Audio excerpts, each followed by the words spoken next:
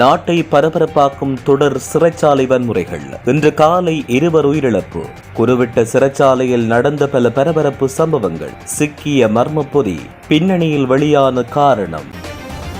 பல்லன்சேன சிறைச்சாலையிலும் சற்று முன்னர் பதற்றம். கூரைகளுக்கு மேல் ஏறி தப்பிக்க முயன்ற கைதிகளால் பெரும் பரபரப்பு. போலீசாரின் உத்தரவை மீறி வீதியில் ஏய்ப்பு செய்த நபர். இறுதியில் நடந்த பரிதாபம். நடந்தது இதுதான். சீனாவில் இருந்து கொழும்புக்கு வந்த சீன திருடன். வீதியில் துரத்தி பிடித்த இளைஞன். அட்டகாசம் போடும் சீன பிரஜைகள்.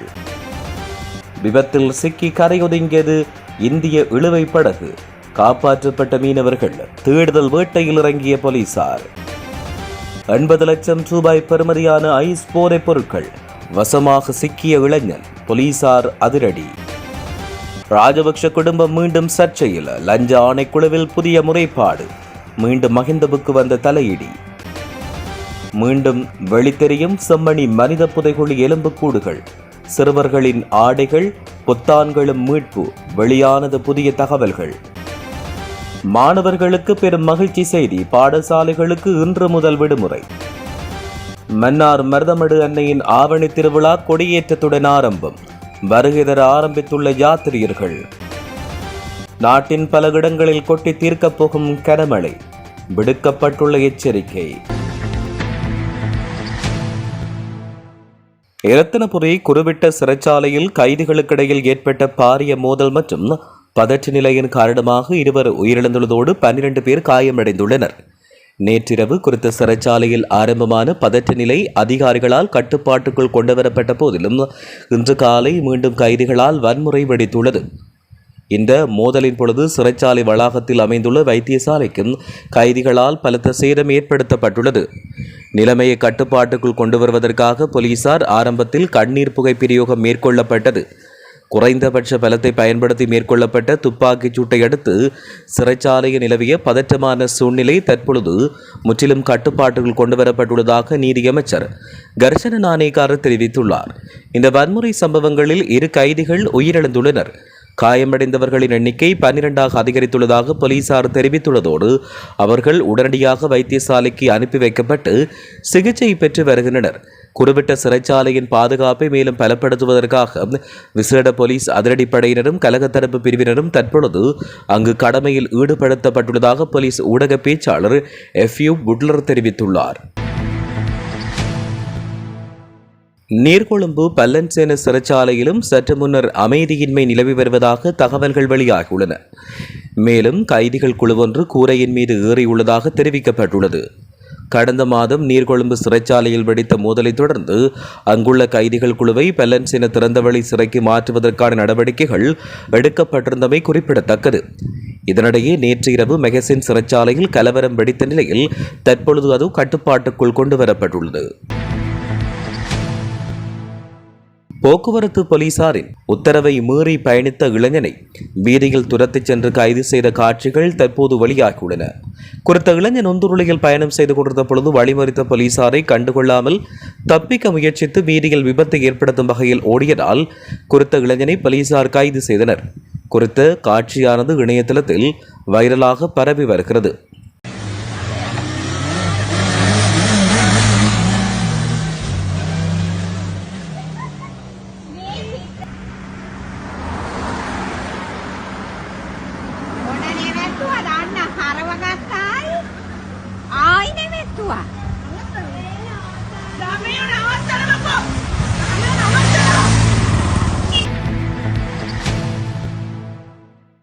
இலங்கையின் கொழும்பு கொள்ளுப்பட்டி பகுதியில் உள்ள வீதியொன்றில் நபர் ஒருவரின் கைபேசியை திருடிக்கொண்டு தப்பியோட முயன்ற சீன நாட்டவர் ஒருவர் அங்கிருந்த இலங்கை இளைஞனால் துரத்தி பிடிக்கப்பட்டுள்ளார். இந்த சம்பவம் அந்த பகுதியில் பெரும் பரபரப்பை ஏற்படுத்தியுள்ளது. கைபேசியை பறித்து கொண்டு ஓடிய அந்த சீன நபரை சற்றும் எதிர்பாராத விதமாக ஒரு இலங்கை இளைஞன் பின்தொடர்ந்து வேகமாக ஓடிச் சென்று மடக்கி பிடித்துள்ளார். பின்னர் சம்பவ இடத்துக்கு வந்த காவல்துறையிடம் அந்த சீன திருடன் பொதுமக்களின் உதவியுடன் பாதுகாப்பாக ஒப்படைக்கப்பட்டார். சம்பவம் குறித்த காட்சிகள் சமூக ஊடகங்களில் வேகமாக பரவி வருகின்றன. இலங்கையில் அண்மை காலமாக சீன நாட்டவர்கள் சம்பந்தப்பட்ட நிதி மோசடிகள் மற்றும் குற்ற செயல்கள் அதிகரித்து வரும் நிலையில் இலங்கையில் உள்ள திருடர்கள் மட்டுமல்ல சீன திருடர்களும் இப்போது கைவரிசையை காட்டத் தொடங்கிவிட்டார்கள் என சமூக வலைதளங்களில் பொதுமக்கள் கருத்துக்களை பகிர்ந்து எச்சரிக்கையுடன் இருக்குமாறு விழிப்புணர்வை ஏற்படுத்தி வருகின்றனர். கடல் கொந்தளிப்பு கடல் சீற்றம் காரணமாக தமிழக கடற்தொழிலாளர்களின் படகொன்று நெடுந்தீவு கடற்பரப்பில் கரையொதுங்கிய நிலையில் படகில் இருந்த 11 கடற்தொழிலாளர்களும் மீட்கப்பட்டுள்ளனர். தமிழக கடற்தொழிலாளர்களின் படகொன்று நெடுந்தீவு கடற்பரப்பில் கரையொதுங்கியுள்ளதாக கடற்படைக்கு தகவல் வழங்கப்பட்டதை அடுத்து சம்பவ இடத்துக்கு விரைந்த கடற்படையினர் படகில் இருந்த கடற்தொழிலாளர்களை மீட்டுள்ளனர். படகை மயிலிட்டி மீன்பிடி துறைமுக பகுதிக்கு எடுத்துச் செல்ல நடவடிக்கை எடுத்துள்ள கடற்படையினர் மீட்கப்பட்ட கடல் தொழிலாளர்களை கடற்தொழில் நீரியல் வளத்துறை அதிகாரிகளின் ஊடாக ஊர்காவற்றுறை நீதவான் நீதிமன்றில் முற்படுத்துவதற்கான நடவடிக்கையினை எடுத்துள்ளனர். திருகோணமலை கிண்ணியா காக்காமுனை பகுதியில் மேற்கொள்ளப்பட்ட திடீர் சோதனையின் போது பாரிகளவான ஐஸ் போதைப்பொருளுடன் இளைஞர் ஒருவர் கைது செய்யப்பட்டுள்ளார். சுமார் 80 லட்சம் ரூபாய் பெறுமதியான 357 கிராம் 830 மில்லிகிராம் ஐஸ் போதைப்பொருள் இராணுவ புலனாய்வு பிரிவால் இந்த தேடுதல் வேட்டையில் மேற்கொள்ளப்பட்டது. கிண்ணியா அல் அக்ஸா கல்லூரி வீதியைச் சேர்ந்த 24 வயதுடைய இளைஞர் ஒருவர் இவ்வாறு கைது செய்யப்பட்டுள்ளார். கைது செய்யப்பட்ட சந்தேக நபர் மேலதிக விசாரணைக்காக கிண்ணியா போலீசாரிடம் ஒப்படைக்கப்பட்டுள்ளார். முன்னாள் ஜனாதிபதி மஹிந்த ராஜபக்ஷவின் மகன்களான யோசித ராஜபக்ஷ மற்றும் ரோஹித ராஜபக்ஷ ஆகியோருக்கு எதிராக லஞ்ச ஊழல் விசாரணை ஆணைக்குழுவிடம் புதிய முறைப்பாடொன்று அளிக்கப்பட்டுள்ளது.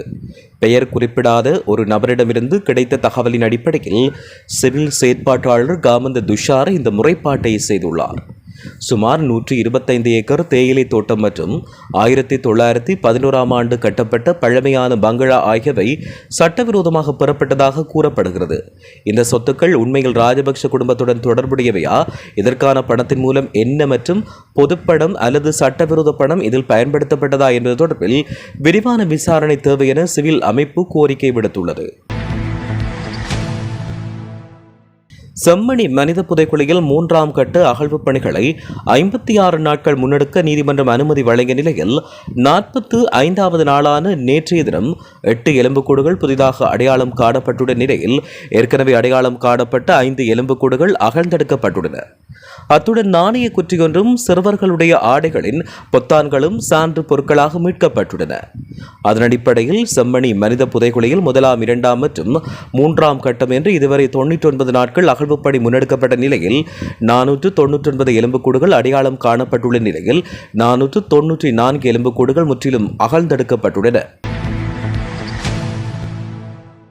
2026ஆம் ஆண்டுக்கான பாடசாலை விடுமுறை தொடர்பில் கல்வி அமைச்சு அறிவிப்பொன்றை வெளியிட்டுள்ளது.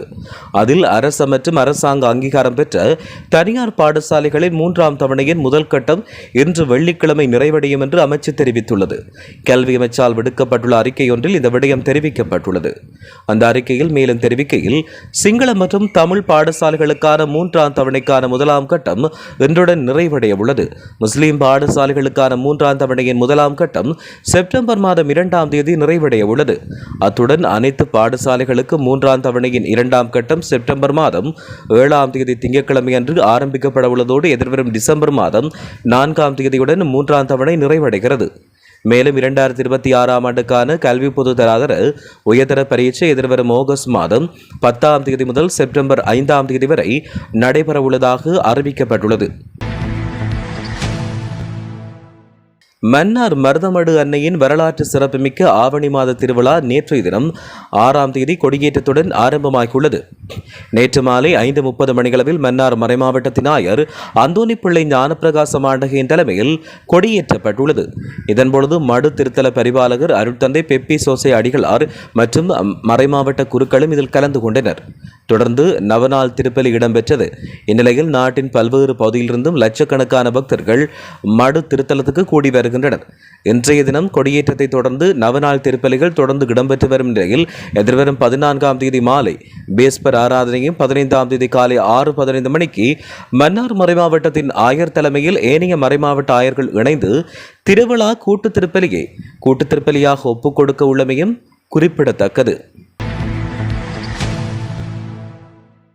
நாட்டின் சப்ரகமுவ மாகாணத்திலும் கண்டி, நுவரெலியா, காலி மற்றும் மாத்தறை மாவட்டங்களிலும் சில இடங்களில் 75 மில்லிமீட்டர் அளவான பலத்த மழை பெய்யக்கூடும் என்று வளிமண்டலவிய திணைக்களம் எதிர்வு கூறியுள்ளது.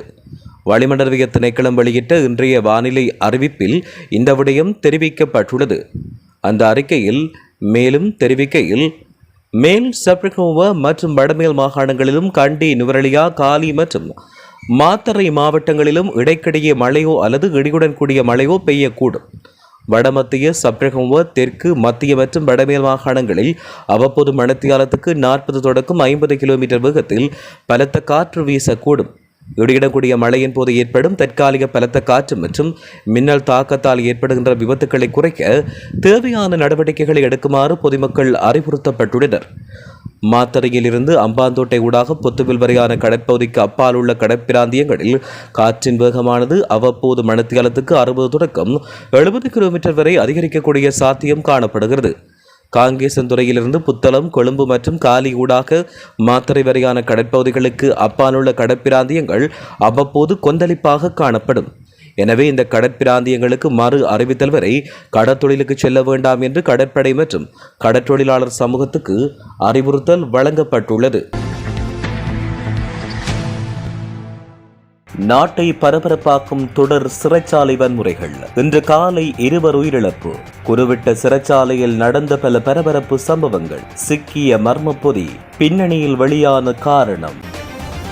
வல்லன்சேன சிறைச்சாலையிலும் சற்று முன்னர் பதற்றம். கூரைகளுக்கு மேல் ஏறி தப்பிக்க முயன்ற கைதிகளால் பெரும் பரபரப்பு.